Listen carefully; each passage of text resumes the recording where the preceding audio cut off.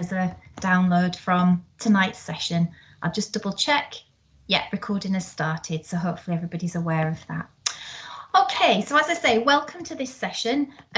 So what this session is going to cover, hopefully everybody's got a copy of their the notebook, which will help you in terms of the materials that we're going to be sharing, because most of them will be in front of you.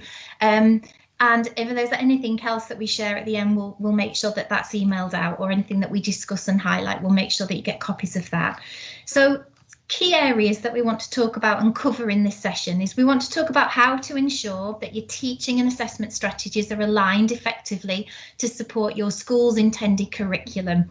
So huge challenge for schools, hasn't it been, over the last few years, is not only moving forward with a different curriculum and knowledge-rich curriculum, but is also thinking for probably has been let go over time, is that assessment in our foundation subjects is how we can have an effective strategy for assessment that, particularly for our staff in small schools, isn't overwhelming in terms of time and this sort of the amount of workload that includes, so that we are assessing our broad range of subjects, but we're doing that in a very time effective way, and we've got simple systems. And we're really pleased that we have Elaine here as a practitioner who's going to be sharing with us examples of how to align that and how to make sure that that's simple and effective. And then we're also going to build on that by thinking about how we need to be ensuring that our curriculum is connected within and across all subjects.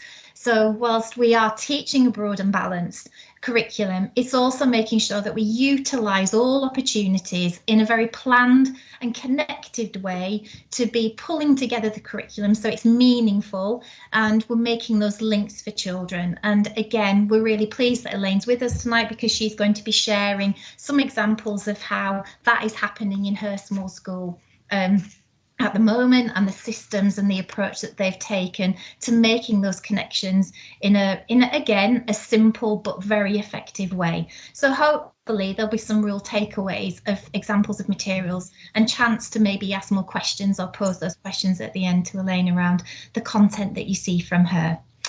So we're just going to then think about, remind us about the last session. So what we highlighted in the last session was that teaching strategies must be aligned to the core principles that are at the heart of the new curriculum.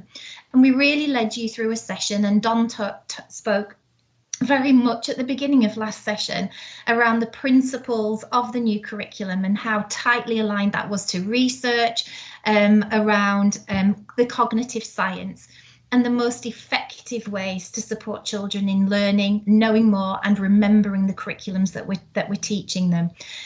Now, what we drew from that was, particularly for our small schools, that this can be more challenging when we have our mixed age classes, when we're very focused on a knowledge-rich curriculum that's building children's knowledge over time in a very progressive way, so that each year group has its intended outcomes. And ensuring that, you know, within our mixed classes, that's a challenge, and we know it is, that you'll have the year 3 outcomes and the year 4 outcomes that are needing to be taught alongside each other. So in our small schools, we know that we need to have a very flexible teaching pedagogy. And this is something that, you know, we brought to your attention in the last session, and we want to sort of talk a little bit more at the beginning of this session about. And that will involve, and we have to be very clear on that in terms of what we set out in our teaching and learning principles in small schools, of how we're going to do that, because that will involve some children practicing to embed their previously taught knowledge, whilst other children are being directly taught by the teacher. And we can't get away from that. We're going to have to be very skillful at doing that, so that there's real deliberate intentions around what it is that children are practicing whilst other children are being taught by the teacher. And the key to the success with that, as I say, is that deliberateness. Those activities should not be holding activities or just filling in activities. Those must be very purposeful practice, or opportunities for children to be recalling previous knowledge so that they're ready to move forward with the new knowledge that's been taught. Now, to establish that, it is challenging. And when Elaine shows examples, this is sort of practice that they've built up as a school together over a period of time, and it takes time to tweak it. But so it is challenging, and it will take time to develop the teachers, as it says on the slide, to develop their confidence in having a more flexible arrangement of that nature. And alongside that, of course, our teaching assistants are crucial to this being effective. And I know we're at a time very much for our small schools where having additional adults in our classrooms can be in itself a challenge, as in whether budget allows us to have our teaching, have teaching assistants in lessons. So when we have got our teaching assistants in lessons with us, we need to be really clear that those deliberate intentions, what they are doing to support that role and to support the teaching in the classroom, is very clearly identified, and that they know how this approach is working, so that they are facilitating that effective practice, that effective recall that is happening with one group of children, whilst the other group are being directly taught by the teacher. Okay, Don, do you want to add anything to that? Just that the big change that happened, it is going to mean we need a lot of time to really change that, because the curriculum was totally different, and we've got 20 years of a curriculum that was children going on quickly, was praised to finish that work and go on to other activities, as you're saying, Joe. And that approach to education, finding out things and finish and moving on quickly, and children being praised for that, and then going on to these other tasks and a wide range of different activities, whereas this curriculum is stripping it back. And it's also about a different, it's not about pace, it's about the fact that children have rushed on in the past, and they do not, as we said in the first session, they don't end up knowing or becoming fluent until they've had that practice. So we're using some must statements as we get a little bit further, aren't we, Joe? But that's because that culture's got to be huge. We've got to change that culture to help the pedagogy grow in the school and be planned. And if as a staff, it will mean that it's a big change. And so the must statements are really more suggesting at that beginning, if you're going to change, and we're going to be looking at culture and how we get a culture, there has to be very, great clarity about what it is we are really needing to focus on, and those learnt sort of approaches of what we used to say and what we would let children do, and the activities that you're mentioning, they are not part of the curriculum, and they're not going to contribute to them knowing more, remembering more in this curriculum. Okay, thanks, Don. So as Don said, we're going to move on to these must points. So we've got here that, to establish what we're talking about in small schools, it's recommended that you follow these key principles and that we agree them with all staff.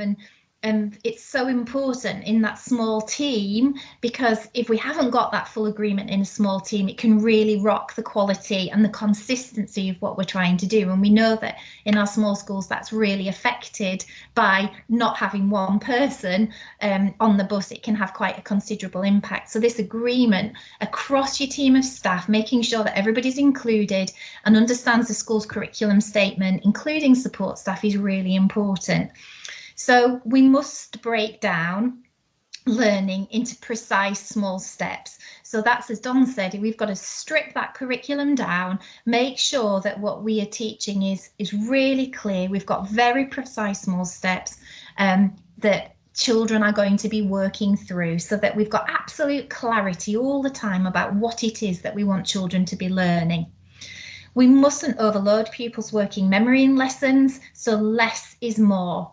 And having that specificity, so it's very clear why this, why now in each of our lessons. We know the research tells us that children, can't, on average, 3 to 4 pieces of new knowledge is the maximum that we should be expecting children to be processing and working with within their working memories at any one time. So applying that principle to our lessons is really significant in small schools, particularly where you might have 2-year groups, 3-year groups in a class. So keeping it simple, very much focused on a couple of things is absolutely key.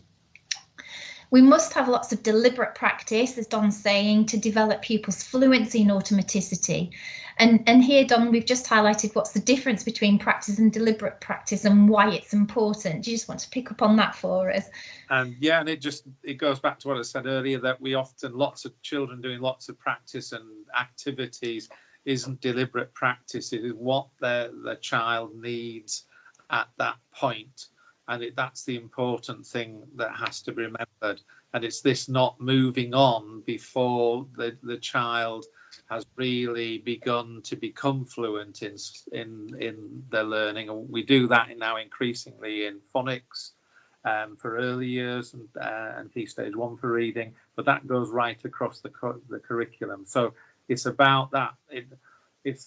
We're not going this quickly. It's really, probably would be better to say it's the right pace for the children in the class, in their year groups. Are we going at the right pace? And that the practice is the deliberate practice they need. It's just not lots of practice. It's thought through of what they need to become secure and fluent in.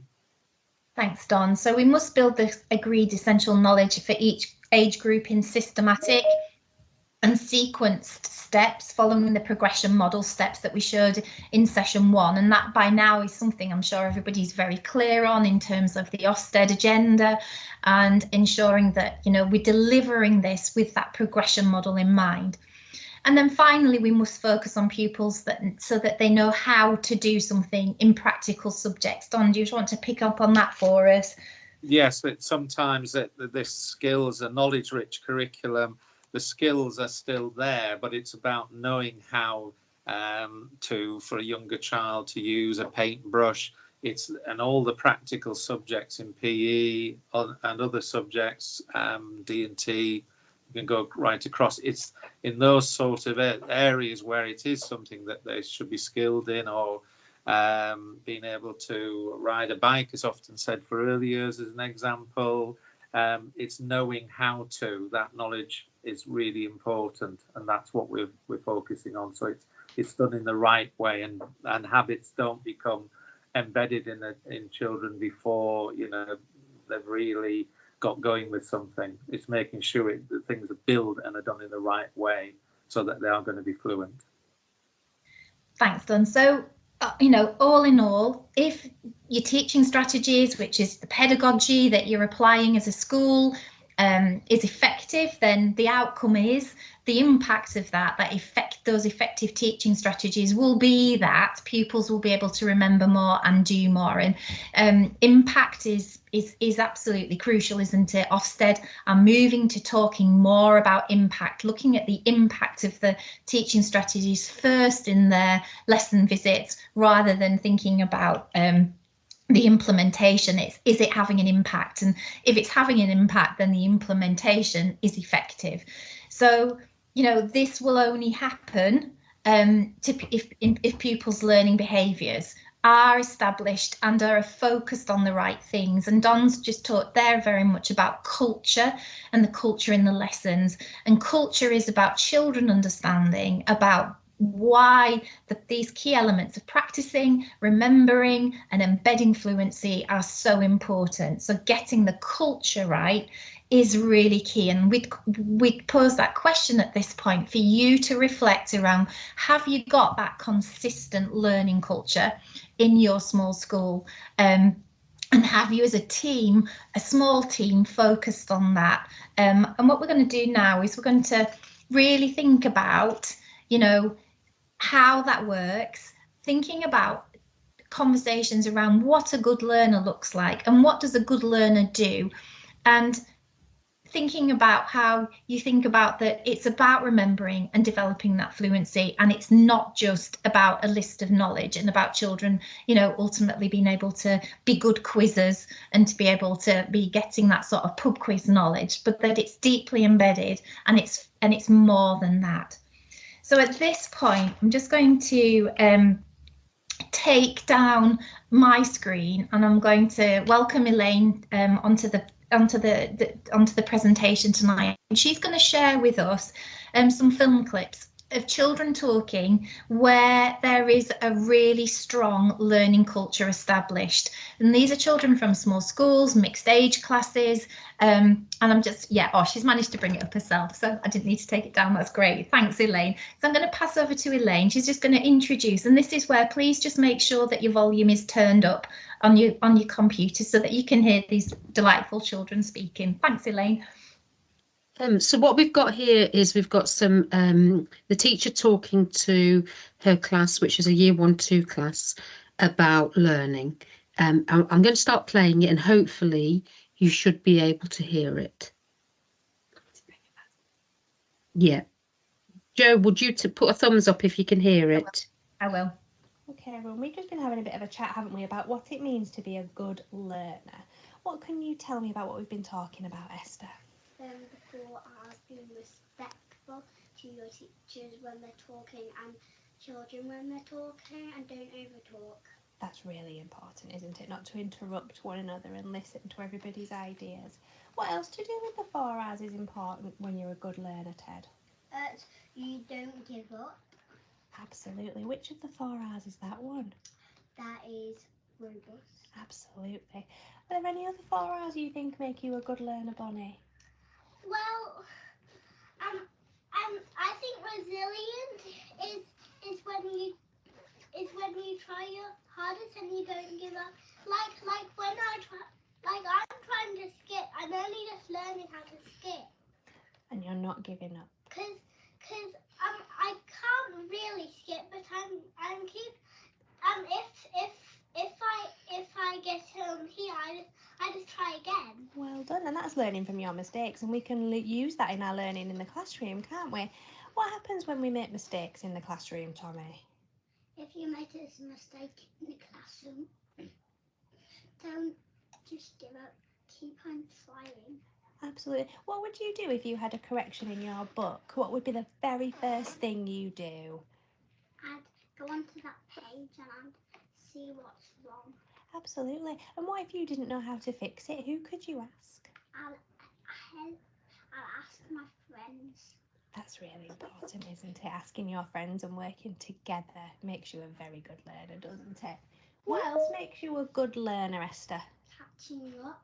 After you've been like poorly or hurt yourself or like had chicken pox, you don't just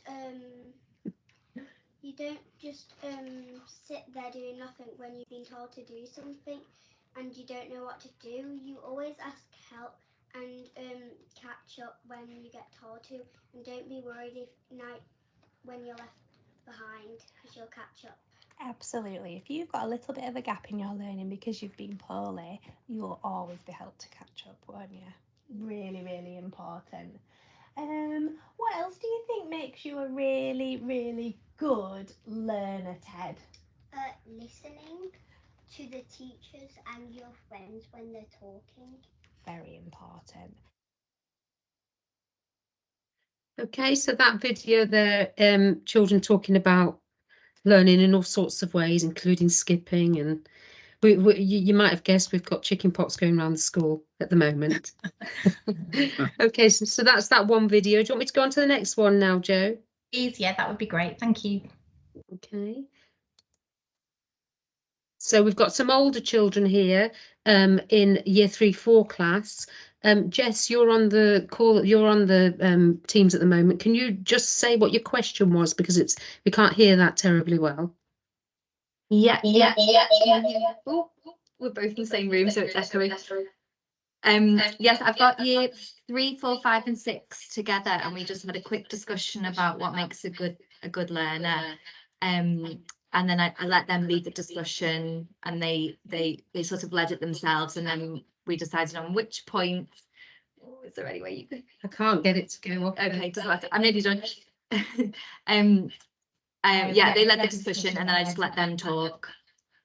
Okay, thanks, Jess. Sorry. If I went off that, I might lose the video. Yeah, really good idea. Let's go back. Sorry.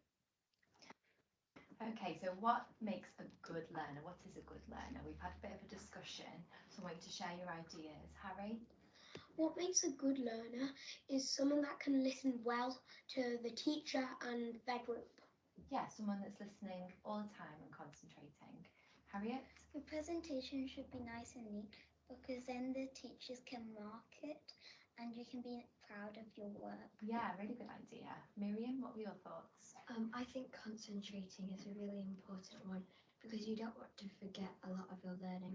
So if a distraction comes, just try to ignore it as best as you can and make sure you're trying to listen to the teacher as most as possible.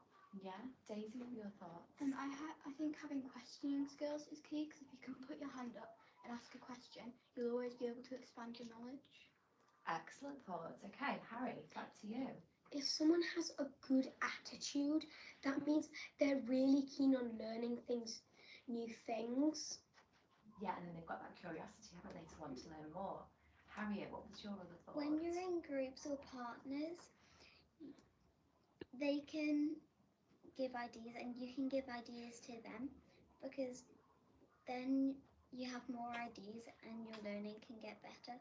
Yeah, so you've got to work really well in a group, haven't you? Because you've got to be able to take turns and listen well to one another. Miriam, what was your other thought? I thought about knowledge checks because if you don't if you do a knowledge check, the teacher can see what you need to learn and what you don't need to learn, and then they can recap your knowledge, and then once you've relearned it, then you can become fluent at it, and once you've become fluent, then you can apply it in a piece of writing if it's English, or if it's maths, then reasoning and problem solving. Yeah, you'd apply it in reasoning and problem solving. Daisy? I think to add to that, practicing is really key. So if you don't understand something and then it comes to knowledge check, you're going to be able to practice that. So, and once you've deliberately practiced that, it'll go into your long-term memory. Excellent, really good. Is there any other thoughts anybody had? Go on, Daisy, you have something more to add? I just wanted to add about independence because if you're working in a group and they're doing lots and lots of the work, the next year they might not be there, and you might be thinking, what am I supposed to do? Because last time they did all this work for me. So that's really key. And then if you know what to do yourself and you're very independent, that makes you a good learner. Good. And Harry, did you want to add something? When your teacher gives you feedback, maybe on corrections, you should listen to that feedback and do it on your corrections or even on your work. Yeah, so you have to go back and look at your corrections, don't you, and also listen to any feedback. Very good, thank you, everybody. Okay, thank you. So this one, let me just stop sharing that one. This one that we're going to share now is actually a year 6 child who's leading the conversation with Key Stage 1 and Key Stage 2 children. So there are 2 video clips. Let me just get onto those now for you.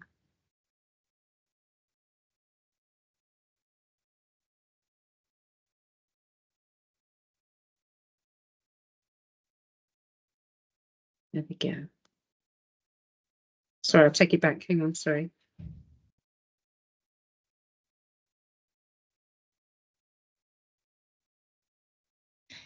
Can't hear any sound with that one, Elaine. Can't you? Sorry. Let me try it again. Sorry about that, chaps. That's okay.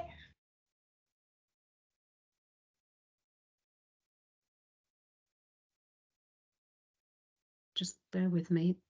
That one. That one. Try again. Back to the beginning. Okay, so Is that okay? Yeah. I'm going to ask you a few questions. What are you learning about at the moment? Grade 5 of London. Tell me something you know. That was started in 1666. It started in the bakery. The lane was called Pudding Lane. The date was September the 2nd, 1666. They were in boats, so the fire couldn't reach them. How do you remember? Because we talk about it lots and lots. I mean, do you practice to get fluent? Elaine. Something's happened. Bear with me, chat. I'll try again. That's Just okay. cut out.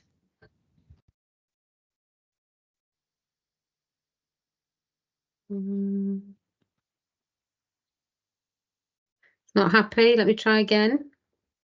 Might be that one's finished, Elaine. What about the next one? The other one? Yeah, let me give it a go. Let's have a look. Right, this is where I need to get that little bar thing to disappear. Hopefully. Yeah. Oh, it's going to carry on. The gunpowder plot and Guy Fawkes planned it. In reception, I learnt about red and yellow make orange. In year 2, at the start of year 2, Allah, Muslims' God is Allah. How do you remember? Because they do knowledge checks. Sorry, Joe, it just keeps cutting out. I don't know why, but I think we've got a gist of that there. Yeah, no, that's great. Thank you so much, Elaine. Thank you for sharing those. And I think we'll pick up on that as we go through, because what we've been able to see there is just that depth of how the children have been able to talk and mention those key aspects of learning, haven't they? The culture is embedded. So not just the knowledge that they're talking about, but they're talking about the deliberate practice. They've got the confidence. And I think one thing that stood out for me there was when Daisy comments about independence as well, and she talked about that, and this is really pertinent in our mixed age classes, isn't it, is that the children that you're working with will not be there next year potentially because they move on up into the next class, and we've got 2 year groups working together and they interact really well, and that's one of the beauties of mixed age classes, isn't it, having those peers to bounce off, older children and younger children working together. But the children need to have their own thoughts and not be carried by those older children, so that independence and that resilience is absolutely key. So thank you so much there, Elaine, for sharing that. Just going to ask Jane Bamber, who is the head teacher of Osmotherley Primary School, a small primary school. Approximately, she'll tell us how many children. And Elaine, Jane has done a big piece of work around learning culture over the last couple of years at Osmotherley Primary School. So Jane, I was just going to ask you to come on and talk about how you approached it, if that's okay, and how you've developed that at Osmotherley over the last couple of years. Hello everyone. So Osmotherley, we only have 40 pupils, and we've been we recognise the importance of the learning culture for the children, and so we've done a lot of work on trying to encourage that culture and make sure that it's really it's coming from everybody, from all of the staff and all of the children they understand. So to begin with, the teachers are really convinced about the importance of having that culture right, and so they talk to the children a lot about it. They remind them, and they take every opportunity to encourage and to praise the children for displaying that learning behaviour. So they're not rewarding people just for getting everything right. They're rewarding people for practicing and for being resilient and not giving up, and for always trying their best. And there's a real focus on practicing and the importance of practicing, and practicing at home and practicing at school, and of remembering what they've learned. So we use the system of regular, we call them recalls, the sort of knowledge checks. So they happen regularly. The children are very used to them now. So they'll have a recall 2 weeks after they've learned something, and 6 weeks, and then 12 weeks. And we make sure that the subject leaders talk to the children regularly by having really short drop-ins, and then followed by pupil voice, and we make sure that all the children are involved in that. So we try to choose different children each time, and we have a very enthusiastic group of governors who are very involved, and they come in really regularly. and we have a rotation of different subjects, and they'll take a subject and do their own sort of mini deep dive into that subject, and that always involves talking to a group of children from EYFS and Key Stage 1, and a group of children from Year 3-4, and a group of children from Year 5-6. We try to have 4 children at a time, but because we've been doing this for so long now, and the children are so used to it, they're not at all shy, and they actually love to do it. And the governors are very kind with them, so they really, the hardest part of it is choosing the people each time, because they all want to do it, and they will remind you, you promised it was me this time. So and because they get a lot of positive feedback from the subject leaders, or from the governors, or from myself, about what they can remember and how fluent they've become, they understand the importance of that. And also we have in our hall, we have a big display for what is a good learner at Osmotherley, and that's covered in stars that say the things like always be proud of your work, and don't give up, and listen, and be resilient. But they also say that a good learner is somebody that practices, and that it's somebody that is learning at home as well as at school, and they're remembering what they learn. So they every week in the celebration assembly, the teachers in the 3 classes choose a good learner of the week, and they choose a child, and they give a reason for that choice, and it's always one of those stars. So it's just, I think it's really embedded in the what the children understand of what's doing well. Really, it is a bit of a change from in the past, when it might have been somebody being rewarded because they got the highest marks in something. It's not necessarily that now. It's about, you know, really praising the what makes you a good learner. Great. Thank you so much, Jane. That's really, really helpful. And I think it's those attributes, isn't it, of being a good learner that is what we're wanting to develop, because we, you know, test results are great, but it's about that lifelong learning, isn't it? And the skills and knowledge that they need to move forward into those next phases.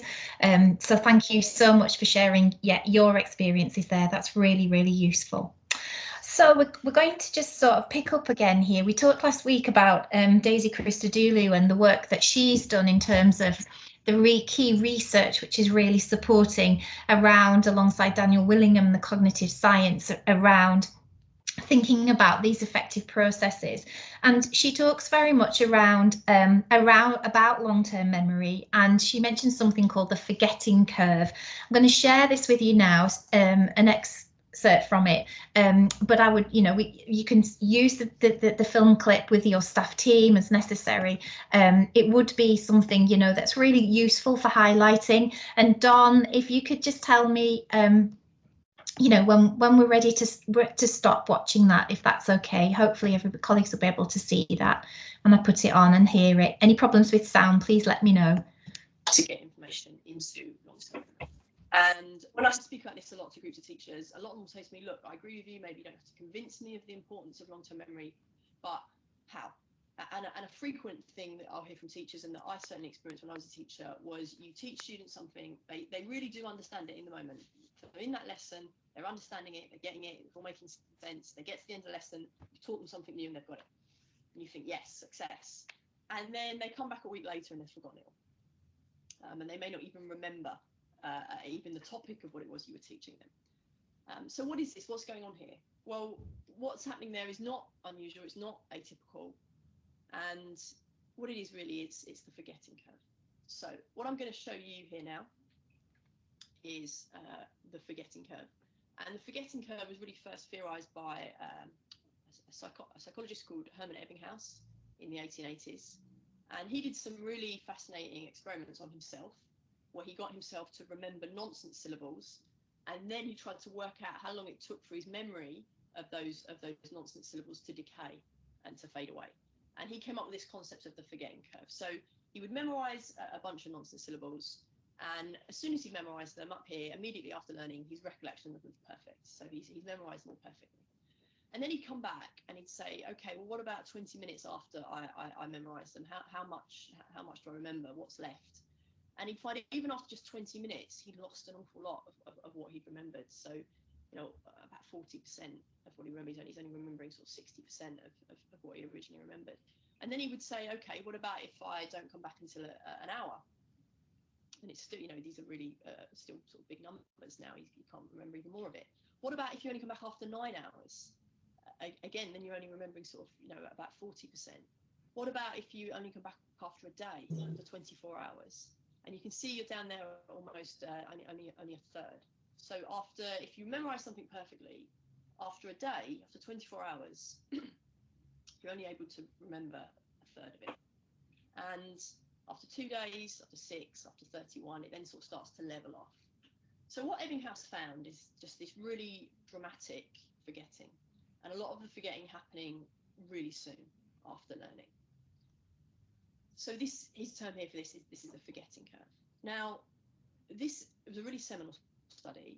It's been replicated, it's finally been replicated a number of times in different ways. Most recently, in 2015, some researchers replicated the exact study and came up with really similar findings. So we know there are issues in psychology with replication, but this is definitely not one of them. It definitely is reinforced by a lot of other research. And also, I'd like to think it's something, again, that you probably see in your own life with your students, that things, you do just forget things. Memory will decay. So there's something here that's really, in some ways, quite obvious about this. One critique of the study has been, well, he's memorising nonsense syllables. Like, what's the point of that? And of course, you're not going to remember nonsense syllables because they don't mean anything. Now, that's true to some extent. But the reason why, I should say, Ebbinghaus was trying to do nonsense syllables it's not because he felt that nonsense syllables was something we should all be learning. It was just he wanted to eliminate kind of the variability of when you're memorising other things. And he actually did do studies where he was memorising verses from poetry. And he did find something similar, but he did find that some verses of poetry were easier to remember than others. And that was kind of a variable he wanted to control for. So that's why he did the nonsense syllables. But the broad shape of this holds true even for other material. Obviously, for material where you do, as I say, there are some things where it can be sort of naturally easier to remember, and we'll talk about that in a moment. But broadly speaking, that is the forgetting curve. And as I say, that's something I think we can probably observe in our own lives. Even just a really simple example, if I say to you, what did you have for dinner last night? What did you have for dinner a week ago? What did you have for dinner a month ago? I'm going to guess that your memory is not as great for the things that are further away, that you forget these things quite quickly. So that's the forgetting curve. So the interesting question then, if I can move on to the next slide. Yeah, so the interesting question then is, well, how can we stop the forgetting happening? How do we stop the forgetting? How do we make sure that the things we learn are sealed up in long-term memory and they're not just sort of draining away? And so again, Ebbinghaus and others come up with various things, and two really important things. One, you can make the content more memorable, and the technical term for that is elaborative encoding. And two, you can try active and spaced repetition. So active repetition is when you actively force yourself to recall something from long-term memory, and spaced repetition is just about how you space out those activities, like how frequently you're doing it and at what intervals. Sure, I would. Going to stop there. Yeah. People can, just aware of time, and people can follow up on Daisy's film clip. Yeah, no, that's fine. Do you want to I'm just bringing up the PowerPoint again. Thanks, Dom. So we're really, grateful to sort of have both Jane and Elaine's input there, and obviously what Daisy was talking about around that forgetting curve is actually sort of crucial for us to sort of consider, and that's where the work now that Elaine's going to share with us is very much focused on what we can do to help pupils remember. And as Daisy was sort of saying there at the end, and you'll be familiar with, because it's, people have been talking about the recall, the spaced retrieval, we're going to share with you now some really sort of schools' approach to how they help children to remember. So Elaine, if you could come on, I've got the slides for you up here. So if you could just tell me when you want me to move forward, but I've included all of the slides that you shared with me. So it's sort of starting with reception and an approach with reception, building up to the year 5-6s. Thanks, Elaine. Okay, so we've just included some examples, as Joe's just said, going from reception right through to year 5-6. So here the focus is to show you how we try to connect knowledge within a subject. So it's reception science. So before children start their science particular topic, we feel it's really important that we look at the knowledge that they should know as a foundation for that. So you can see here there's pre-nursery connected knowledge and there's also nursery connected knowledge. And this is just sort of it's an at a glance sheet for the teacher to be able to say, right, the names would go on the top, for example, there where there are the columns. Are children secure with their pre-nursery connected knowledge and their nursery connected knowledge? So knowledge that's going to really help them to embed the concepts that they're going to learn within this particular area of the curriculum. And so before we do anything else, we assess their connected knowledge to make sure that that's really secure. So that's a reception example of connecting knowledge within a subject. This is a year 2 example. And it's a maths example, and again it's within maths. So what would children, or should children already know within maths that they in this instance may well have covered earlier on in year 2 or potentially in year 1?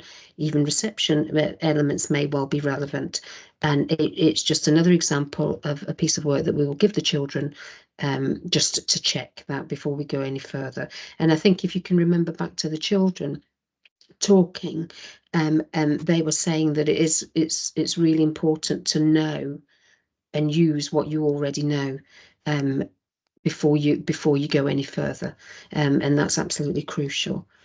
Can you move on, please? Thank you. So once we've established that children are secure with their connected knowledge, then we will check children's new knowledge once they've actually experienced the concepts within that particular topic. So here, year 2 maths. So once the children have actually learned the maths concepts that are being checked, they will then be given this knowledge check. And that's back to what Jane was saying. We would give this knowledge check over 2, 6, 12 weeks over the course, just to check that the knowledge is actually embedded. Thanks, Joe. During the topic, so they'll be checking at the end of the topic, but during the topic, children will be given what we call mini knowledge checks. So work that they've already done maybe earlier on the previous week or a couple of weeks beforehand. We'll just be checking that as they're going along, they're still retaining that, because that's going to be really useful for the work that they're doing. And if we don't check this, it could well be that children start to develop these gaps in their knowledge, which then become wider the longer we leave these things unchecked. Okay, thank you, Joe. So that was connecting knowledge within a subject within Key Stage 1. This is connecting knowledge within art for year 5 and 6. So it's really important that the area they're looking at is composition and perspective. So a teacher wants to know, they've already covered composition. Are they secure with that? Do they know what that is? Does she need to reteach it? Is it not embedded? And it's really important so that the teacher has a really clear understanding of starting points, because if every child has remembered what composition is, then that then informs the learning journey that the teacher then carries out with that group of children. Okay, thank you. And then an example of the new knowledge check, which again would take place 2 weeks after the end of the topic area, and then again 6 weeks and 12 weeks later, just to check that it's embedded. And another example of a Key Stage 2 mini knowledge check, which will be happening throughout the course of the actual teaching of that particular area. Okay, thanks, Jo. Yeah, that's great. Thanks so much, Elaine. And I've just brought here up just this slide, Elaine, just to sort of just about the curriculum toolkit actually that your school's developing at the moment and is in the process of completing, which would be available for schools to purchase going forward by the end of the summer term to support them in the development of their curriculum areas and also with the aligned assessment, etc. I don't know if you want to add anything about that, Elaine, but that's just to highlight to colleagues, isn't it, that that's going to be available? Yeah, the aim is to produce something that hopefully would help colleagues as a starting point, which would take every subject and look at the journey of knowledge build up for each subject area. So it would be looking at connected knowledge examples, looking at knowledge checks, looking at mini knowledge checks, looking at progression documents. So all the documentation that you would need and materials that you would need to possibly provide for children throughout that journey. We're wanting to do that, or we will be doing that for every subject area. And hopefully that would be a good starting point for people, or certainly give opportunity for reflection regarding your own curriculum. But as Jo said, that will all be ready for the end of the summer term. And it's very much focused on small schools, isn't it, Elaine, as you practitioners? Mixed stage classes. Mixed stage classes. So thank you for that. Okay, so just as we're talking about, so our teaching strategies for remembering also need to be linked to the school's assessment. And we've talked here and we've seen from session 1, assessment strategies must be aligned to the core principles at the heart of the new curriculum. So just some reminders here. Again, we're using the terminology must. It's really important that all staff have the clarity on that these things must be happening. If our curriculums are going to be effective, it's that consistency.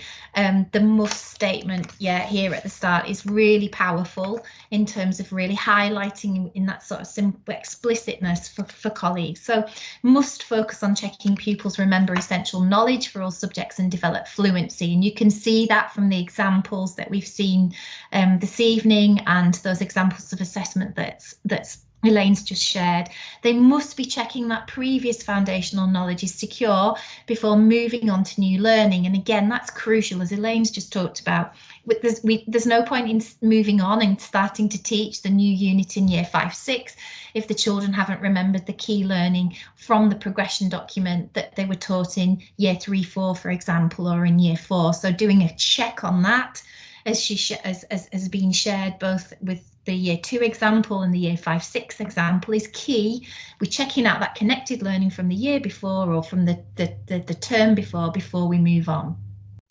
We must pass information on to the next teacher about pupils who have gaps in their essential knowledge, so simple processes, just where it wasn't secure. That's all that needs to be recorded, and our assessment overall performers need to be kept simple. And we must use quizzes to assess pupils' retention of knowledge. So it's that low stakes approach. We could hear from the conversations that we've heard this evening where that's really well embedded, and Jane was able to talk about the great success as well that her children are having talking to governors, and those quizzes and how they're enabling the children to retain that knowledge effectively so they don't feel threatened. It's part of learning, it's part of enjoyment. It isn't something that they feel is high stakes, that they're going to feel that they're not able, they're not good learners, but they feel that they are good learners, and these quizzes are supporting them in knowing how to get better. We must check pupils' books are embedding essential knowledge and skills through regular deliberate practice, and that's key. So like the mini knowledge checks that Elaine has shared, they form part of that deliberate practice. Have a go. We're checking it up, but it forms part of that having another go. We're not letting this go. And we must check pupils' progress towards national assessments in maths and English, and obviously alongside that, that's key because those are fundamental checking points in those national assessments that children need to be ready to be able to do.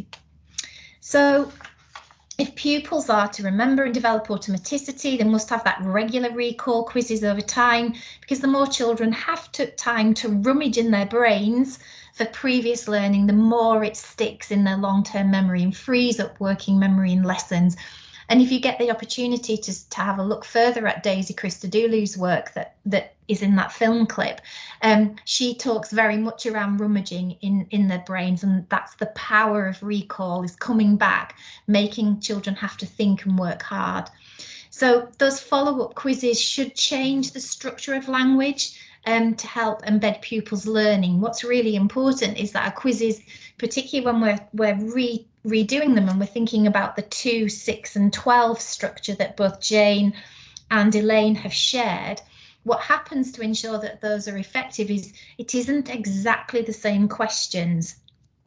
And each of those assessments will be assessing the same knowledge, but children will be presented with the questions in slightly different way, so that they're not learning the answers by rote, but they're having to rummage in their long-term memory to pull out that knowledge to support them in answering those questions. And we call this, Daniel Willingham refers very much to A to B questions and then B to A questions. So we ask a question one way and then we switch it round and we ask it another way. And we've heard children tonight talking about the Great Fire of London, and some children were able to, sometimes in some of history, there's a few facts and dates that are important. We don't want children just to be learning the dates. There's obviously more to it, but a very simple way to articulate this to you is thinking about, if we were to ask the question, when was the Great Fire of London? How we could turn that round to a B to A question would be, what happened in 1666? And see whether children can be wanting that question, when was it, we want the date. But then if we turn it around and we ask it in the second quiz slightly differently, children have got to do that rummaging to come up with the answer. And there's another example there of what's created when the sun shines through water droplets, and we might be doing some science and thinking about rainbows. So we might then switch it round and think about how is a rainbow formed? Or we might be thinking about getting year 5 and 6 children to talk about their knowledge about refraction, and we might be wanting them to articulate a little bit more with that vocabulary. So we might talk about how, you know, the use of that vocabulary in a question that we've changed round. So just a couple of examples there for you to think about. So what we're saying is that questions must be precise, and there is that temptation to use multiple choice questions. It's a nice strategy, and we would advocate that for variety, that we do consider different question types, so they're not just closed questions but more open-ended, and maybe the use of multiple choices is good at these times too.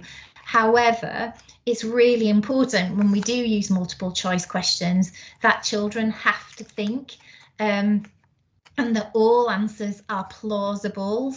There is sometimes, we've seen some weaker practice with multiple choice questions where it's very clear and obvious what the answer is, because you can rule 3 answers out straight away, and the children can just highlight and they're not actually having to think. Don, I don't know whether you want to add anything to this. I'm thinking about Star Wars and Invaders, but I'll let you add to that.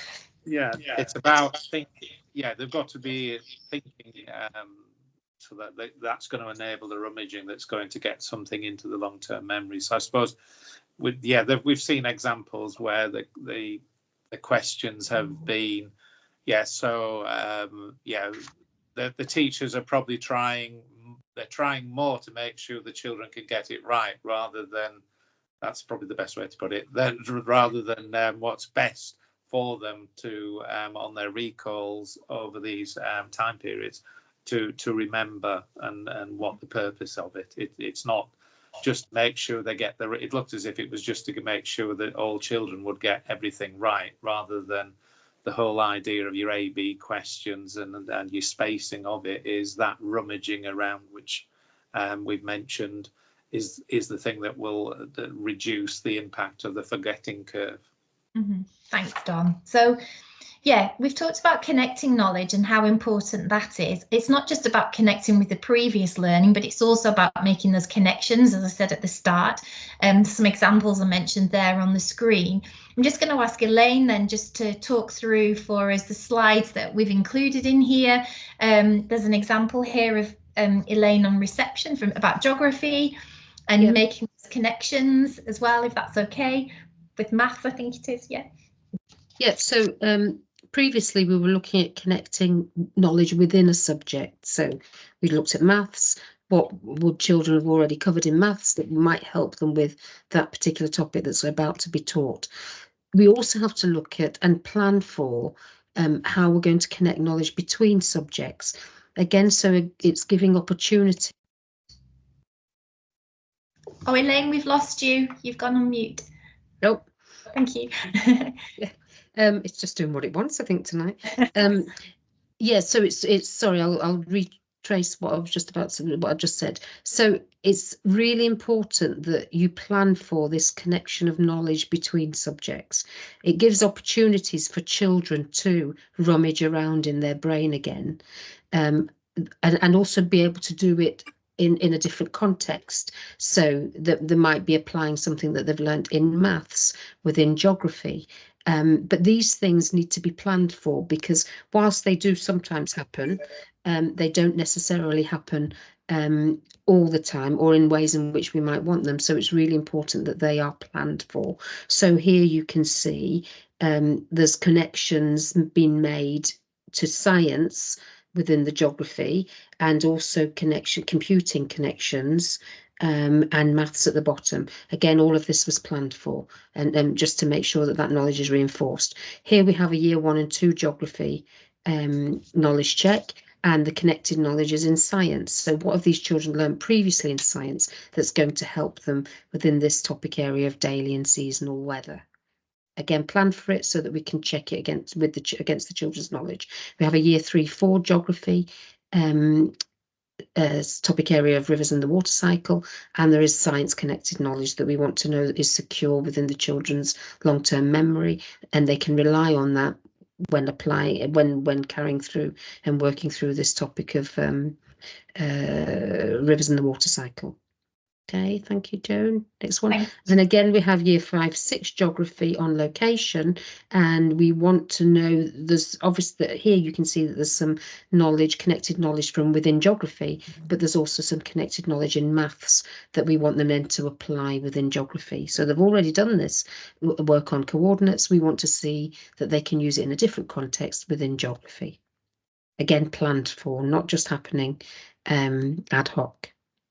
Thanks, Elaine. Thank you so much. And as we've heard tonight, then the sort of the power from the children of being able to talk about their knowledge and remembering, and having that time spent where they're talking about the assessments and the purpose of the assessments, so that high quality conversation are vital. Jane's talked about the confidence that her children have, and we've been able to see that confidence of the children on the film clips from Elaine as well.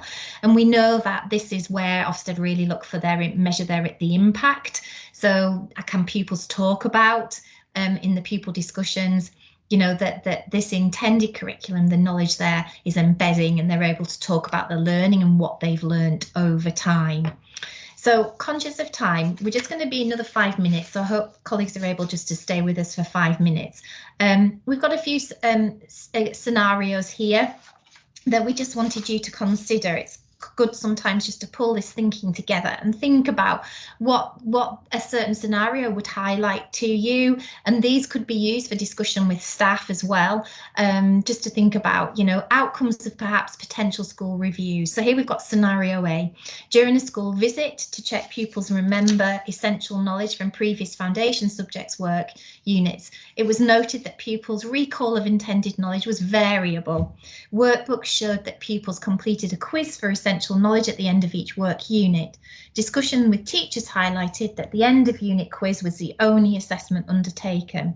So a question here is, what would you highlight in discussions with school staff? I'm just going to ask Don just to pick up on this for us, Don, because I'm conscious of time for colleagues. Yeah, these sorts of examples of when things go wrong. Yes, so it's back to, you know, there's been no planning of how you're going to check that it's getting in to their long-term memory. So by only having one assessment, you need to do more, and you need to have those checks over time. Okay, thank you. So we've got scenario B here. So a school review of history discovered that pupils could talk about activities in history lessons, for example, finding out about the food Vikings ate, clothes and weapons, etc. And the school went on a visit to York. However, pupils had a lack of knowledge about why they invaded, the chronology and similarities with other periods of history, even though this was in the planned intended curriculum. Years 5 and 6 were able to talk about disciplinary knowledge, how historians find out about the past. So again, question, what would you highlight in discussions with school staff here, Dom? So the 5-6 is good about the obviously the disciplinary knowledge, but this this one is really more worrying, because if your intended curriculum of what is being taught and then what is should be remembered and become fluent, if that is not being followed, then that is very worrying indeed. And you can see a lot of the things that were mentioned as being positive that the children could do, or some of them were around the visit, weren't they? And that really, and what, you know, the clothing they wore and things of that, and food that they ate, rather than moving on to something that was going to actually build the concepts. So that one's quite worrying, because that if somebody was coming into your school would be concerned that teachers are not following many parts of the intended curriculum. Thanks, Dom. And then the final scenario here to share is a school visit to check the impact of teaching strategies and assessment on pupils remembering essential knowledge in foundation subjects discovered from a sample of 50 pupils that on average only half of the pupils remembered the essential knowledge. Space quizzes were being used in all subjects as part of the school's assessment policy to support pupils to remember. The questions used were the same for each assessment and were all multiple choice questions. The questions always had only one obvious answer. And again, what would you highlight in discussions with school staff, Don?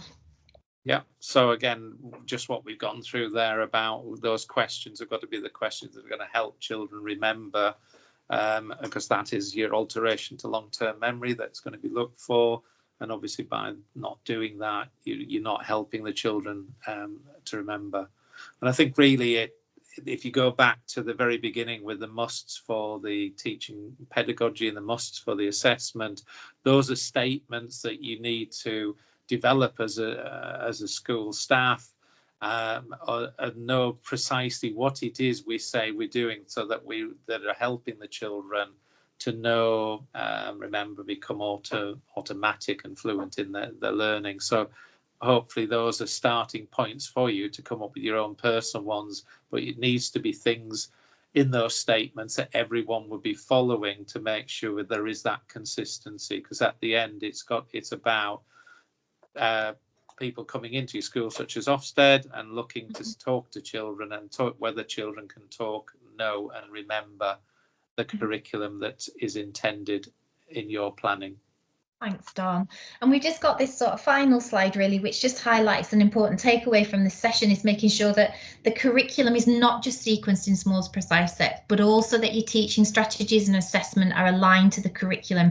And we've picked out a recent quote from Ofsted's telling the story, which is one of, there's just been a RE paper that's brought out, but the English one here that we've mentioned here, if you haven't seen it, we'd have a look at it because it really is quite crucial. But one of the things that it highlights, Don, is this real big implication that pedagogy choices should allow sufficient practice of what has been taught so that it becomes embedded. And we think that's absolutely crucial and really does support reviewing your pedagogy in small schools and feeling confident, doesn't it, in the mixed age class, that effective deliberate practice is a really essential component of effective teaching in mixed age classes. Yeah, and that includes everything you in terms of your curriculum. And obviously there's lots of lists of vocabulary for different year groups, but unless there's been enough practice that it's embedded, that embedding is really important there, I think, in the sense that it's not just a list of words that they've heard about. They have to have actually had the chance to speak and get that in the words in the right context, and make sure that they're using the words appropriately, and by talking and using the words they will remember more going forward, and it will become embedded. Brilliant. Thank you so much, Don. So we're just going to conclude just by sharing with you an opportunity, and this is included in your workbooks, and we hope that this is really to support seeing, because we know sometimes it's the challenges around mixed age classes and colleagues in school. So very kindly, Elaine has facilitated an opportunity which I think is really quite unique, and there's more details in the workbook. But Elaine's going to open her school up, so there to visitors to come and have a look at this mixed age teaching, this effective practice in real, and to go along to her school. And she's opening up the opportunity for 8 colleagues to be able to attend morning sessions or afternoon sessions. And she's given real sort of clarity on what colleagues would be able to see to support this, just to enable those to be facilitated visits. There's a nominal charge for colleagues to go along. They'll be given refreshments, they'll be given copies of the resources and the planning and the little assessments, etc., that they'll see being used in those sessions, so that they've got some resources that they can take away. But essentially here within the morning on these days, colleagues could see mixed age teaching, maths, phonics, reading and writing in the mornings of those dates. And then they can also, if they want to stay, they could then partake in the afternoon sessions. But we're running these as sort of 2 separate, so it's morning or afternoon. And then those are the subjects which we thought might appeal to maybe subject leaders to see some of this mixed age planning and effective practice in action. So hopefully that makes sense. There's a link within the workbook if you'd like to sign up, colleagues, and you're more than welcome to click and sign up for 2 colleagues or more from your school if you would like to take up these opportunities. And it'll be an open opportunity, so if you go and then you think actually you'd like other colleagues to go and visit, then again just clicking on the form and signing them up again and seeing whether there are places available. As a small school, you'll recognise Elaine can't cope with more than sort of 8 colleagues at a time to be able to make it a really positive experience for them to be in classes. But please do, if that's something that appeals, you know, it's an open opportunity, and Elaine is really supportive to help people to be able to see this, because we can talk about it, but when we're just wanting to see what it's looked like, it just feels a good opportunity to go along. And these are the initial dates. If there's an appetite for these visits, then Elaine will provide more dates going forward to facilitate these coaching sort of visits and opportunities for leaders to talk to her subject leaders as well and ask them more questions. Elaine, I don't know whether you want to add anything to that, or? No, it's just that it's, you know, it's just an opportunity, isn't it? When Yeah. you know, you're busy in your classrooms and everybody's getting their head down, trying to get their head around this stuff. We've been trying to get our head around and been working on it for quite a long time. So it's just an opportunity to come in and see how another school interprets all of this. So you're more than welcome if you want to come along. So yeah, thanks, Elaine. And if there are any problems with the link, if this is something that interests you, please just email in directly to Kerry, who's been sending out all the information to you, and she will make sure that Asquith know that you have an intention to go along and visit, and let you know whether that's possible on those dates. Okay, so I'm going to say thank you very much to Jane and to Don and to Elaine for all of their contributions this evening, hopefully bringing it alive with the film clips and the opportunity to hear from practitioners, teaching heads will really have supported the session this evening. As we said at the end of last session, please do send in any thoughts, any reflections, any questions, anything that you'd like us to cover. We have our plans for the next couple of sessions, but we really want to make this purposeful session so that you get the most out of them. So we're really happy to adapt those and include extra elements as necessary for you, so that you get as much as you can out of the session. So thank you to everybody. It's been great to have so many people along this evening. And as I said, we'll make sure that if you need the recording, that hopefully should be all okay, and you should be able to access that, and Kerry will send that out as necessary if people request it. So thank you very much and have a lovely evening. Thanks, everybody. Thank you.